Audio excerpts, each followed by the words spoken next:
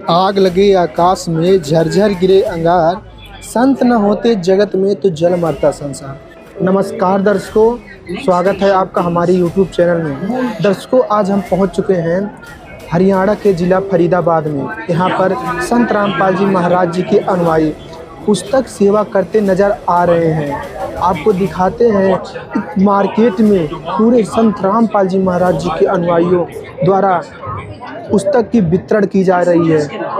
आपको दिखाते दर्शकों, आपसे एक छोटी सी रिक्वेस्ट है, आप जी एक बार वीडियो को लाइक और चैनल को सब्सक्राइब जरूर कर दें ताकि ये वीडियो सभी भक्तों के पास और जगत भाइयों के पास जरूर पहुंचे। संत रामपाल जी महाराज द्वारा कितना बड़ा संघर्ष किया जा रहा है। लोगों को शिक्षित और स्वच्छ समाज बनाने के लिए संत रामपाल जी महाराज और जन जन तक ज्ञान गंगा पुस्तक घर घर तक पहुंचा रहे हैं अपने भक्तों द्वारा। आप देख सकते हैं वहां पर कितने भगत जन अपना सेवा कर रहे हैं। ने कहा कि कैसा लगा ज्ञान कि बस पूछो मत, गदगद हो गया हूं। कबीर परमात्मा बोले, मैं दीक्षा लेना चाहता हूं आपसे। मालिक को पता था कि इतना बुद्धिमान है, ये ऐसी गलती करेगा नहीं। तो धर्मदास जी ने कहा, देखो जी, मैं तो भक्त हूं और मेरे गुरु जी है रूपदास जी, वैष्णव परंपरा से मेरा संबंध है। हम राम कृष्ण की पूजा किया करते हैं और मैं उनसे दीक्षा दिला सकता हूं आपको। मैं दीक्षा का अधिकारी नहीं हूं। यदि कोई अनधिकारी दीक्षा देता है वो यूजलेस होती है और वो स्वयं भी दोषी होता है और सामने वाले को भी, शिष्य को भी कोई लाभ नहीं हो सकता। इसलिए मैं आपको दीक्षा नहीं दे सकता, आप मेरे गुरु जी के पास चलिए। अब परमात्मा ने कहा, ठीक है, मैं आपके गुरु जी के पास चलूंगा। मुझे तो दीक्षा चाहिए, मोक्ष चाहिए, लेकिन उससे पहले मेरी कुछ शंकाएं हैं, उनका समाधान चाहूंगा। हाँ बोलो बोलो। धर्मदास जी बोले, बोलो बोलो, क्या शंका है? एक तो मुझे बताओ कि मैंने क्या क्या क्रिया करनी पड़ेंगी और क्या नहीं करनी पड़ेंगी। धर्मदास जी ने बताया कि देखो, जीव हिंसा नहीं करनी, महापाप होता जीव हिंसा करने का। और जो जीव हिंसा करते हैं वो कभी मोक्ष प्राप्त नहीं कर सकते, वो आजीवन भटकते रहते हैं, चाहे बेशक भक्ति करो। परमात्मा बोले, ठीक है, मैं त्याग दूंगा, कुछ नहीं करूंगा।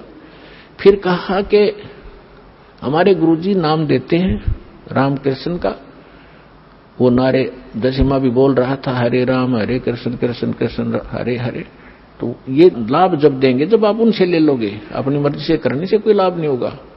बोला, ठीक है जी। परमात्मा बोले, बहुत अच्छा। और 68 तीर्थ करने होते हैं, मैं 68 तीर्थ कर करके आया हूं और ये मैं आज मथुरा में और आगे जाऊंगा, अभी कर रहा हूं, उसी भ्रमण पर निकला हूं। एकादशी का व्रत करता हूं मैं, गुरुजी ने बता रखी है। और रामकृष्ण का जाप जपा करते हैं। तो परमात्मा ने बोला, पूछा कि ये श्रीमद् भगवत गीता जो आप पढ़ रहे थे, कौन सा ग्रंथ है? कि ये श्रीमद् भगवत गीता है। ये किसने ये ज्ञान किसने लिखा है? कि भगवान ने खुद बोला है। श्री कृष्ण को भगवान मान रहे थे। बहुत अच्छा, बहुत अच्छा, ठीक है।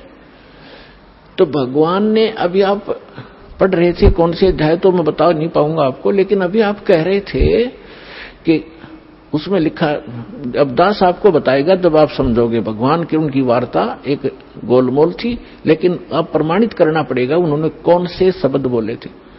गीता अध्याय नंबर 8 के श्लोक नंबर 13 में श्रीमद् भगवत गीता जो आप पढ़ रहे थे उसमें लिखा है, वो आप पढ़ रहे थे कि ओम इति एकाक्षरम ब्रह्म विहारण माम समरण ये परियाति तदन देहम सयाति परमाम गतिम। मुझ ब्रह्म का, गीता बोलने वाला कह रहा है, मुझ ब्रह्म का केवल एक ओम मंत्र है, इति, यही बस, ये एक अक्षर है। और इसका अंतिम सांस तक स्मरण करता हुआ जो शरीर त्याग कर जाता है वो परम गति को प्राप्त होता है। अच्छा, एक बात और पूछूंगा मैं आपसे कि मैं साधना करूंगा, राम और कृष्ण की जो जाप बताएंगे गुरुजी वही करनी पड़ेगी, लेकिन क्या ये इस गीता में लिखे हैं? कि नहीं, ये गीता में नहीं लिखे हैं। तो परमात्मा ने कहा कि एक किसान का विवाह हुआ और काफी एज्ड हो गया, उसके कोई संतान नहीं हुई। जब वो लगभग 60-70 वर्ष का हो गया तब उसको पुत्र प्राप्त हुआ। 60 वर्ष की आयु में।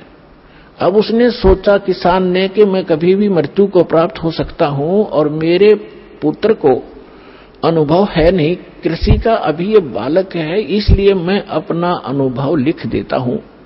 उसने एक पैड पे, एक डायरी में, बही होती थी पहले, बही बोलते थे, उसमें सारा अनुभव लिख दिया।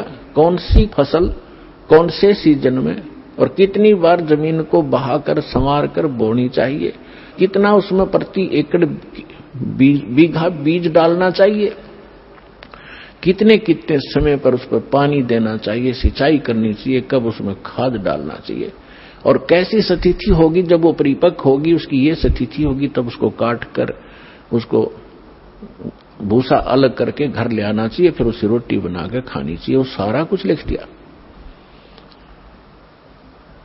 धर्मदास जी सुन रहे, हाँ जी ठीक है, फिर ठीक है। और फिर उस पिता की मृत्यु होगी और पिता ने कहा था, बेटा यदि मेरी मृत्यु हो जाए तो आप मेरा अनुभव इसके अंदर लिखा है, इसको पढ़ना और इसके अनुसार अपनी कृषि खेती करना। अब वो बेटा क्या कर रहा है, पिताजी ने बताया था गेहूं बोने के लिए बो रखी है भांग उसने। पिताजी ने बोला था कि इसमें अरहर की दाल बीजना, उसने बीज रखा वहां पर घास दतूरा। तो क्या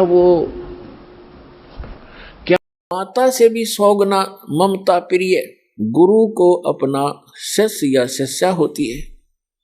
तो अंदाजा लगा लेना कि गुरु जी आपके कितने हितैषी होते हैं।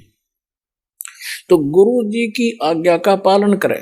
पहली भक्ति मार्ग का प्रथम एक ये मंत्र नोट कर ले, भाई जो गुरु बचन पे डट गे रकट गे फंद 84 के।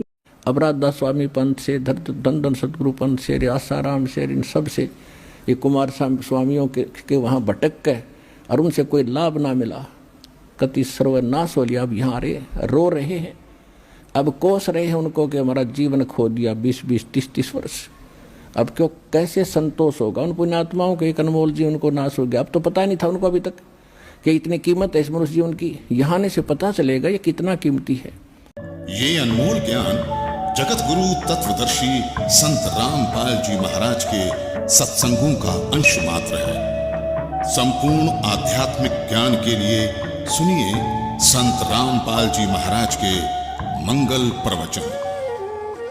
आप संत रामपाल जी महाराज जी के मंगल प्रवचन संत रामपाल जी महाराज एप्लीकेशन पर भी सुन सकते हैं तथा उनके द्वारा लिखी पुस्तकें भी डाउनलोड कर सकते हैं।